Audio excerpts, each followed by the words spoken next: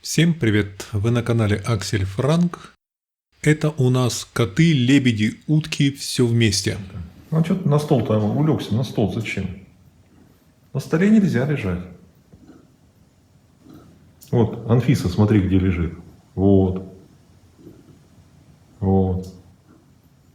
А Вилечка где лежит? Вот Вилли. А Арчик один не понимает, что на столе лежать нельзя. Хотя папа ему уже много раз про это говорил. Арчунь, тебе что, гонять, что ли, начинать надо? Отвернулся, а? Хороший мой, хороший. Сейчас прогонять буду. Да. И стол протирать после тебя. А что делать?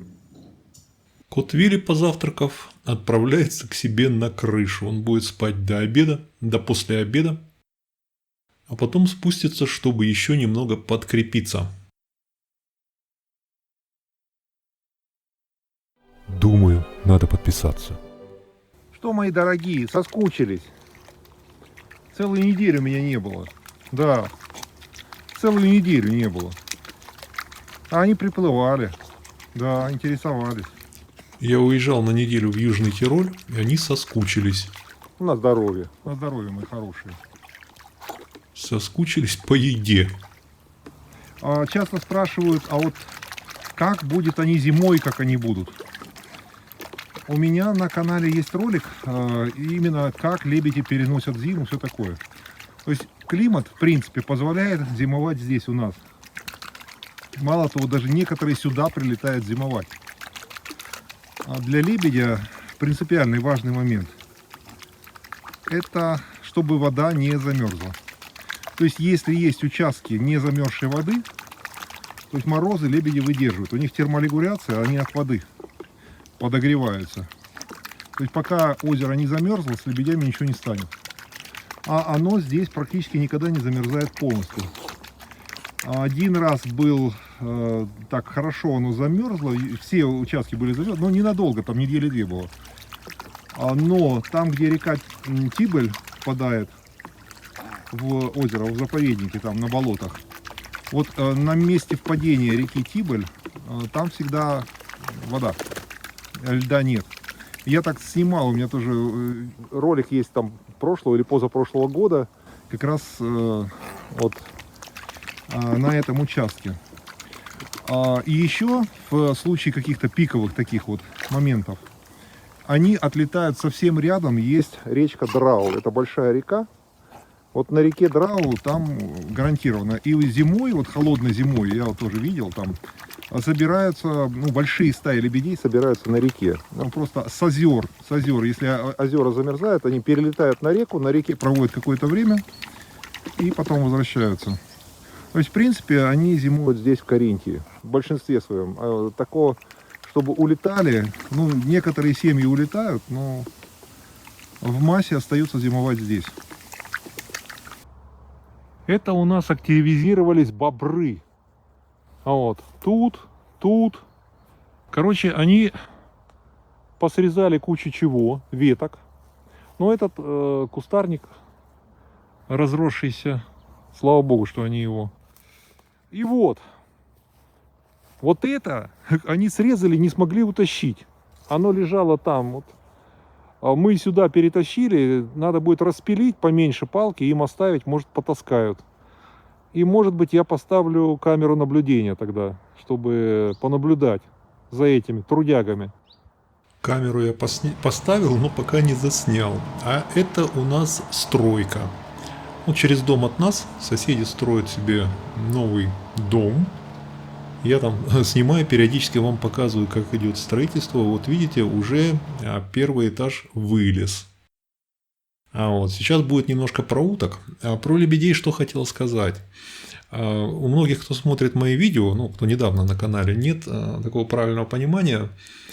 То, что я даю лебедям, это не кормление, это не полноценное кормление. То есть лебедь съедает килограмма 3-4 пищи вообще-то за день, если растительная пища. И то, что я им насыпаю немного вот эти горошки, это скорее десерт. То есть это никак им не заменяет еду. Вот смотрите, селезень какой креативный. Ну, я насыпал, лебедей пока нету. Селезень с уточкой, вот они тут поселились у нас. Уже давно эту парочку вижу, и вот он. А она стесняется, боится, а он нет. Он все. Вот. Так что вот вопросы, а вот вы их прикормили, они теперь останутся. Ну, во-первых, все зимуют у нас. Кто у меня на канале давно знает, что зимой и утки, и лебеди все на месте. Никто никуда не улетает, потому что пока вода не замерзла, они выживают. А вода у нас не замерзает полностью никогда. А плюс то, что я даю, это только маленькая часть их рациона. То есть они, естественно, большую часть пищи добывают себе сами.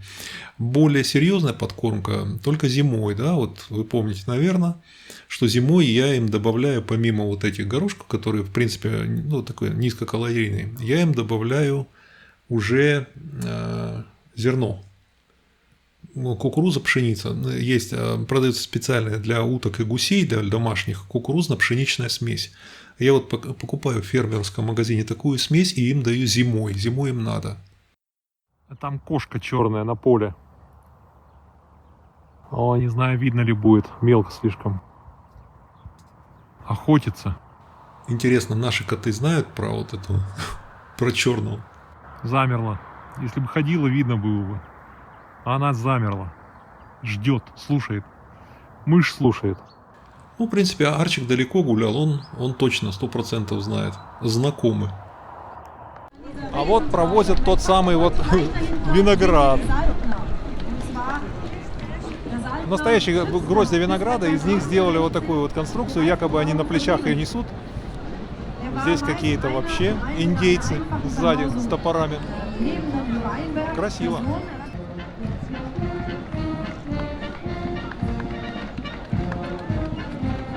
София Марного. О, это Бальцано. Это Боцен. Это центр Южного Тироля. Это капелла города Бальцано, города Боцен.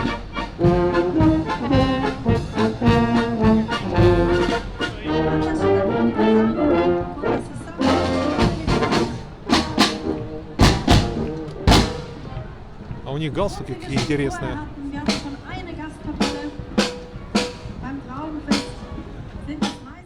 Это был фрагмент парада на празднике винограда в городе Меран, Южный Тироль. Я, собственно, туда на неделю и уезжал посмотреть вот этот парад. Мероприятие такое интереснейшее. Много роликов про Меран и про то, что там происходит, есть на моем другом канале. Вот котяра, Арчик. Пришлось мне его согнать все-таки со стола, потом протирать все. Подпишитесь на канал, если вы не подписаны. Поставьте лайк. И до следующей встречи. Пока-пока.